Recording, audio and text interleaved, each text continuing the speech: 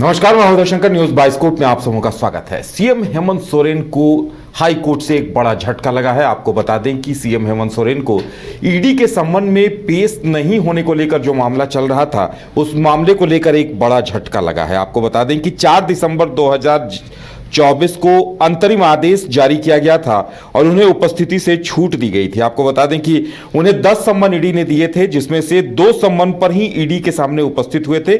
मामले को लेकर ईडी ने रांची सीजीएम कोर्ट में कंप्लेन केस किया था और इसमें उपस्थिति से छूट को लेकर सीएम हेमंत सोरेन ने याचिका दाखिल की थी, जिसमें अंतरिम आदेश दिया गया था और उन्हें उपस्थिति से छूट दी गई थी। ज्यादा जानकारी के लिए नीरज है हमारे साथ। नीरज, देखिए, ये एक बड़ी बात है, सीएम को एक झटका भी है, और क्या मायने हैं इस अंतरिम राहत के खत्म होने के?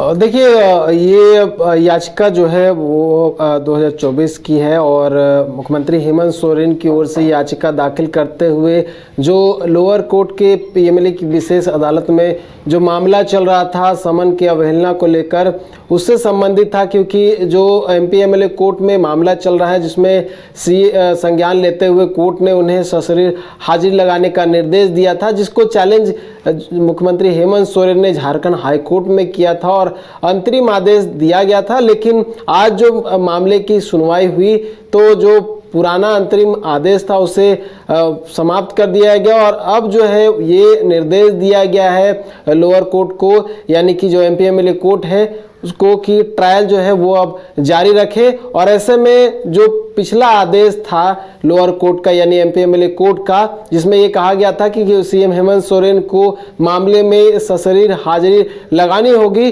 अब मुख्यमंत्री हेमंत सोरेन को उस आदेश का पालन करना होगा।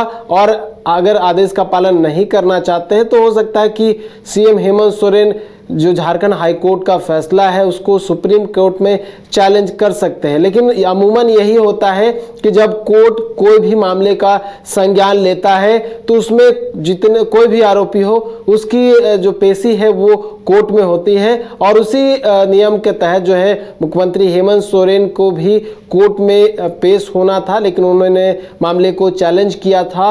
और देखिए, जब सबसे पहले जब ये मामला दर्ज हुआ था सीजीएम कोर्ट में, तब इसमें जो है संज्ञान लिया गया था, क्योंकि एमपीएमएलए से संबंधित ये मामला था जिसे ट्रांसफर कर दिया गया था एमपीएमएलए कोर्ट में, जिसमें मामले की सुनवाई चल रही थी। देखिए, सबसे बड़ा जो ग्राउंड बनाया गया था उसमें अरविंद केजरीवाल, जो कि उस समय तत्कालीन मुख्यमंत्री थे दिल्ली के, उनका एक बड़ा जो है ग्राउंड बनाया गया था, क्योंकि वो भी ईडी के कई समन पर नहीं पहुंचे थे ईडी कार्यालय। हालांकि बाद में निर्देश के बाद जो है वो कोर्ट पहुंचे थे और उसके बाद जो है कई तरह की बातें सामने आई थी, तो एक बड़ा आधार बनाया गया था। तो जिसके बाद मामला दर्ज हुआ और उसके बाद सीआरपीसी 174 के तहत कोर्ट ने संज्ञान लिया था और उसके बाद समन की अवहेलना करने के मामले में उन्हें कोर्ट में बुलाया था, लेकिन सीएम ने इसको चैलेंज किया था। अब कह सकते हैं आने वाले समय में जो मुश्किलें हैं वो मुख्यमंत्री हेमंत सोरेन की बढ़ सकती हैं, क्योंकि उन्हें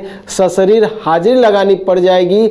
ऐसे में अगर हो सकता है कि सीएम हेमंत सोरेन जो है इस मामले को लेकर जो है सुप्रीम कोर्ट भी जा सकते हैं। लेकिन ये है कि अब झारखंड हाई कोर्ट ने निर्देश दिया है कि इस मामले को लेकर जो है ट्रायल वो अब जारी रखे लोअर कोर्ट। चलिए, तो इसके मायने साफ हैं कि सीएम को अब सशरीर उपस्थित होना होगा और इसी से ये पता चलता है कि ये मामला कितना गंभीर है। क्योंकि नीरज, ये भी बात है, देखिए, जब ईडी के सम्मन आ रहे थे तो ईडी के सम्मन को गंभीरता पूर्वक नहीं लिया जा रहा था। अब अपने आप में ये एक मुश्किल का सबब बन गया है।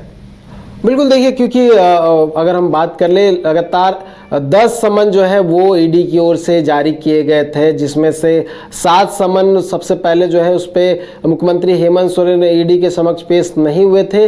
8वां जब समन जारी किया गया था उसके बाद ईडी के अधिकारियों को मुख्यमंत्री हेमंत सोरेन ने अपने आवास पर बुलाया था और कई घंटों के पूछताछ के बाद जो है ईडी की टीम वापस लौट गई थी। उसके बाद ईडी ने 9वां समन जारी किया था, उस पर भी सीएम हेमंत सोरेन उपस्थित नहीं हुए थे, ना ईडी के अधिकारियों को अपने आवास पर बुलाया था पूछताछ करने के लिए। उसके बाद 10वां समन जारी हुआ था, जिसपे ईडी के अधिकारियों को उन्होंने अपने आवास पे बुलाया था और जिसके बाद उनकी गिरफ्तारी हुई थी और उसके बाद उन्होंने अपना इस्तीफा जो है वो राज्यपाल के समक्ष जाकर प्रस्तुत किया था, ये सौंपा था। तो ये तमाम तरह की जो चीज़ें थी वो उस दौरान देखने को मिली थी।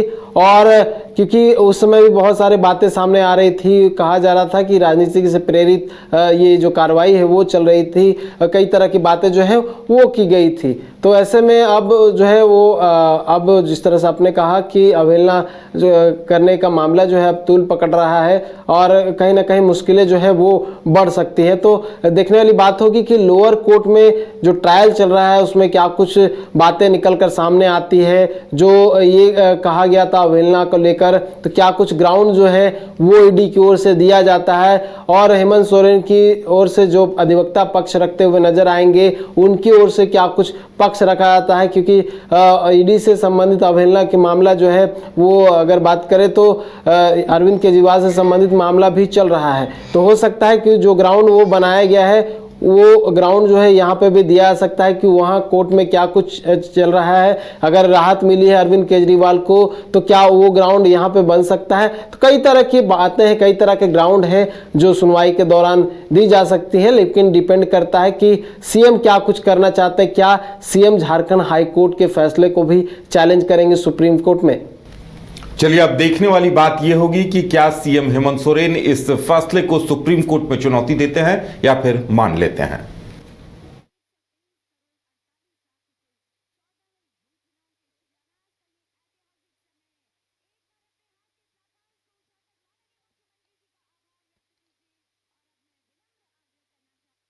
आपके सपनों का घर अब आपके करीब।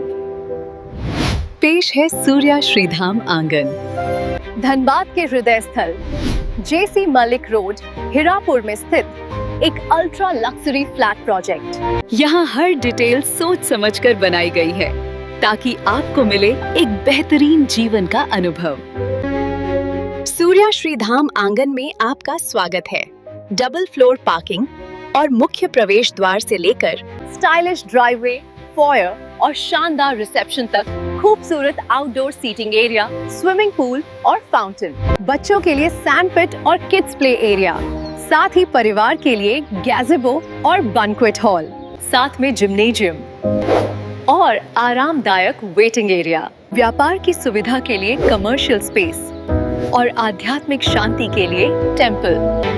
हर फ्लैट को प्रसिद्ध आर्किटेक्ट द्वारा डिजाइन किया है। अपने सपनों का घर बनाने का समय अब है। अधिक जानकारी के लिए संपर्क करें। अनंजा 9471192005, राकेश 9471192001। सूर्य श्रीधाम आंगन, आपके सपनों का भरोसेमंद साथी।